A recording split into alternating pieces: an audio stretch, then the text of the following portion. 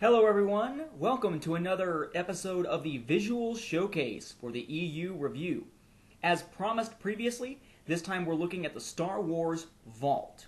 Now, in a previous Visual Showcase, we took a look at Star Wars Year by Year, one of those relatively rare Star Wars books that has a slipcase over a hardback book inside it.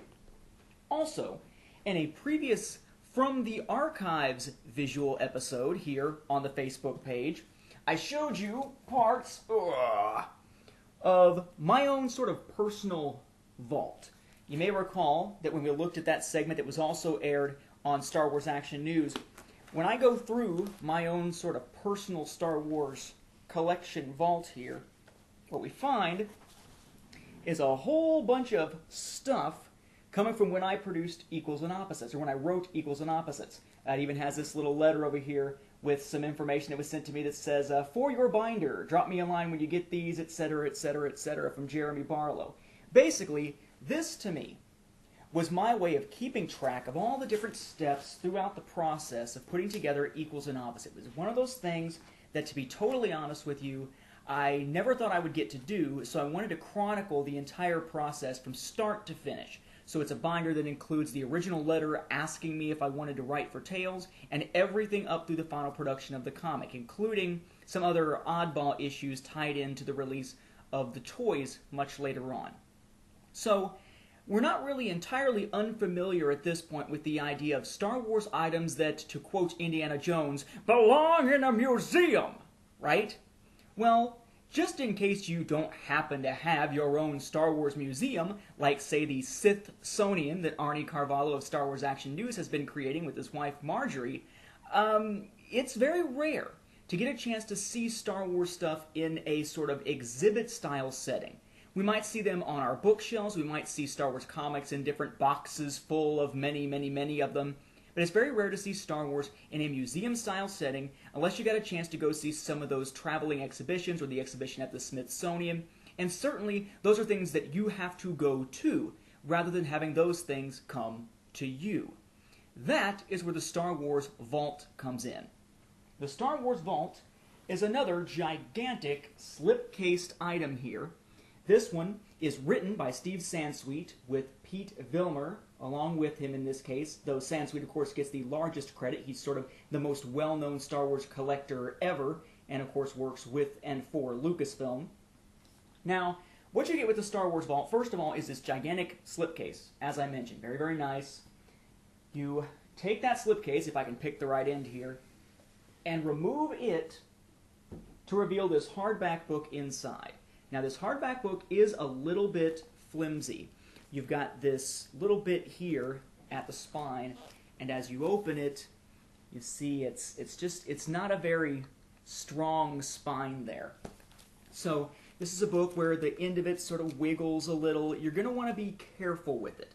It is not the most durable book you'll ever see, but it's certainly not going to fall apart in your hands like the art and making of The Force Unleashed did. So it's somewhere in between a strong hardback book and something that's going to fall apart when you pick the thing up. But I digress. What you have here, basically, is an item produced in 2007 that acts as a sort of mini museum of Star Wars collectibles. I'm trying to find the easiest way to show you this and make it actually make sense. As you flip through, first off, on the inside, you open the flap, and there are two CDs of audio items in here. We might just call them artifacts. They often call things artifacts, say, when teachers put together binders to show what they've done throughout the year teaching, things that can go in a portfolio to show when looking for a new job. Sometimes these things are called artifacts rather than portfolio pieces. Think of this as a book of artifacts, showing off different points in Star Wars' evolution, both from a film standpoint and from a merchandising and expanded universe standpoint, though certainly much more so the former than the latter. What you'll find then as you go through is things like these. Just going to a random page here, we have some information on marketing over on this side, and then on this second side, not only do you have information here about marketing, but when they start talking about things like, I guess it's color forms maybe, that they're talking about on this side, you'll be able to pull out items from here. The rub downs, the color forms, I think is what they were called. One example of a background with some actual little color forms here. What you'll find is that as you go through the book, most of the information is in regular printed form with just pictures. However, you will continuously come across items that are actual physical, either replicas of original stuff, like this here, land speeder, punch-out type thing, that is either a replica or an actual collectible from the lifetime of Star Wars, particularly stuff that is older. Some pages don't have as much. Oftentimes you'll find little things that can be pulled out from the sides. It's really just an odd book, and yet really cool at the same time. You'll find yourself often, as you flip through here, looking for individual items. You will often find yourself, here's something about the stop motion for the Tauntauns, for example. You'll actually probably find yourself, A, trying to be extremely careful with what you have in the book here, but also, B, being fascinated by what is in here. In this case, we have a reproduction, for example, of a story treatment for The Empire Strikes Back that is reproduced from George Lucas on sort of mock notebook paper here and included attached into the section about The Empire Strikes Back. Now you notice it's not attached by much. It is extremely fragile.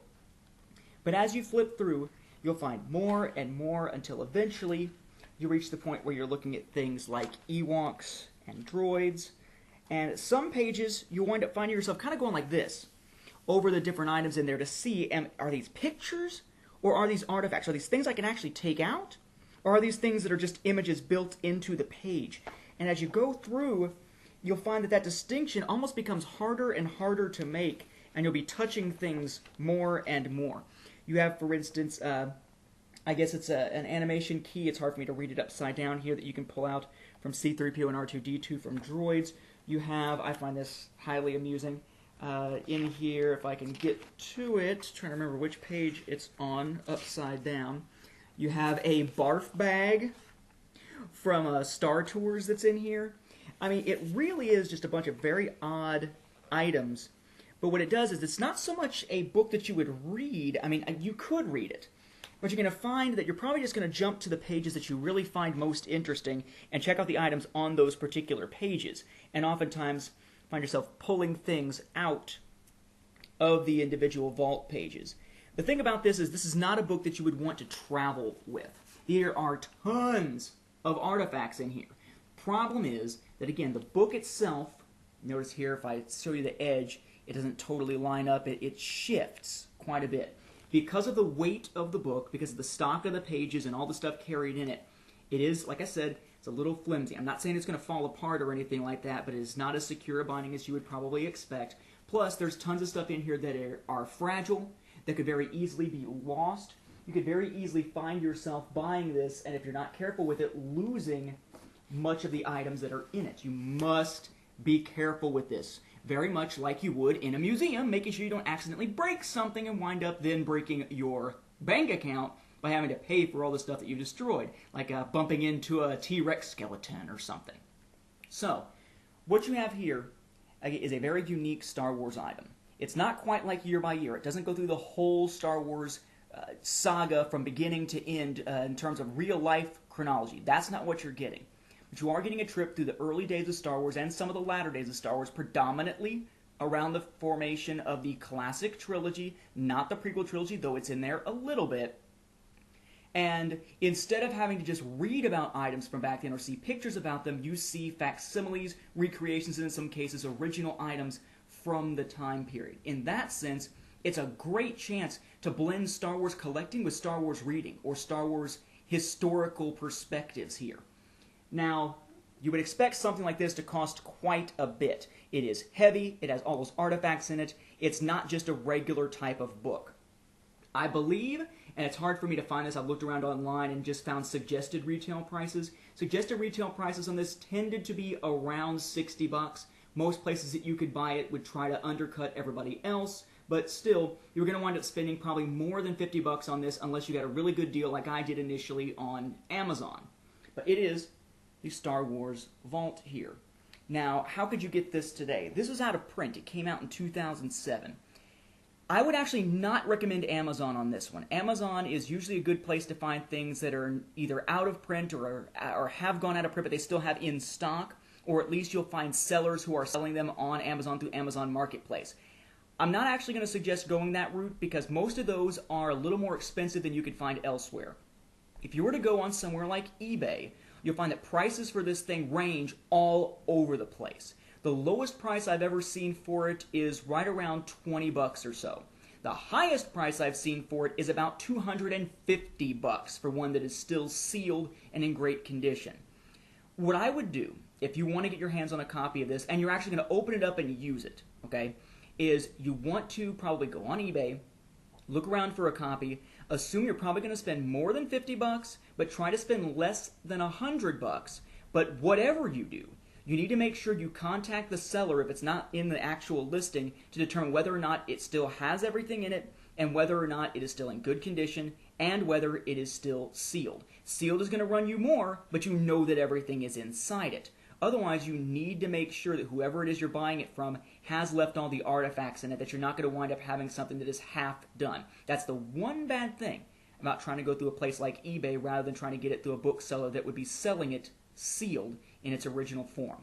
It is definitely something I would highly recommend to a Star Wars collector, someone into Star Wars background, Star Wars history. It's not necessarily something an EU collector is going to be heavily into because it's much more about the films than the EU. But as far as unique Star Wars items, looking back at the production of Star Wars itself, it's very hard to beat this one. I would say only year by year, and very few other items actually are things that I would add to my collection before adding this one if you're into seeing the development of the Star Wars saga on film and all the little items that came with it over the decades. So, check out the Star Wars Vault. Again, probably between 50 and 100 bucks if you're trying to get it. Be careful that you are getting one that is complete or is still sealed. And I'll be back again very, very soon for a new visual showcase here for the EU Review, this time taking a look at the 3D Owner's Guide for the Millennium Falcon. Good night, everybody.